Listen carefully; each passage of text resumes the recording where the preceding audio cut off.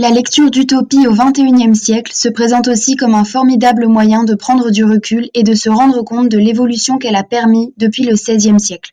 En effet, cette œuvre qui se voulait à sa sortie un outil de réforme de l'état du monde et des sociétés dominées par la religion, en créant un monde païen guidé par la philosophie, a permis en 5 siècles l'émergence de certaines de ces idées.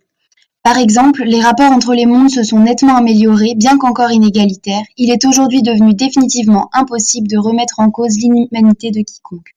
Lire cet ouvrage permet donc de prendre conscience du chemin parcouru, de l'évolution de notre monde et de notre manière de l'envisager. Lire encore aujourd'hui cet ouvrage permet également de faire un tri parmi les idées énoncées, entre ce qui est possible et ce qui a été mis en œuvre, et ce qui ne l'est pas, comme ce qui a échoué. 5 siècles après sa parution, le recul et la lucidité que permet Utopie par rapport à ses idées et aux nôtres, plus actuelles, sont non négligeables.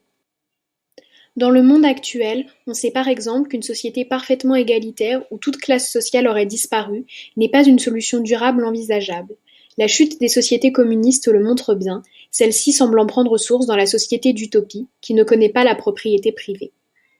Au contraire, l'idée d'un monde où chacun est humain et a le droit d'être traité comme tel, même si elle n'est pas admise par tous, met d'accord une grande partie de la population internationale. La lecture ou la relecture de cette œuvre permet au fond de n'en garder que le meilleur, un monde dans lequel le respect des différences écrase la violence, cette dernière faisant miroir à la chrétienté du XVIe siècle. Cette œuvre a aussi vocation à réaffirmer l'existence d'un imaginaire inépuisable, en plaçant l'ouverture d'esprit par la discussion et l'expérimentation au cœur de l'amélioration des sociétés. Les nôtres paraissent évoluer, le plus souvent dans la modernité, à une vitesse effarante, laissant parfois à penser que le renouveau et l'innovation deviennent des termes de plus en plus irréalisables.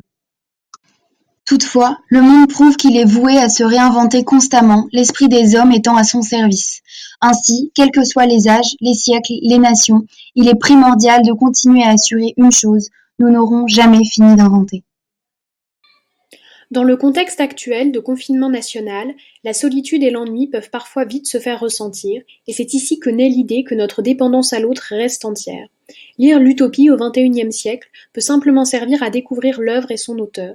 Le contexte actuel se prétend particulièrement bien à une lecture lointaine qui permet de s'évader, et qui encourage fortement l'imagination. Ce livre peut être découvert ou redécouvert n'importe quand. En effet, à défaut de pouvoir voyager dans des pays lointains ou de se tourner vers des destinations exotiques, on peut découvrir un monde lointain et imaginaire et réfléchir sur les lois et idées que promulgue ce dernier. Sa lecture permet donc de redécouvrir l'autre, mais aussi d'appréhender l'existence de sociétés lointaines.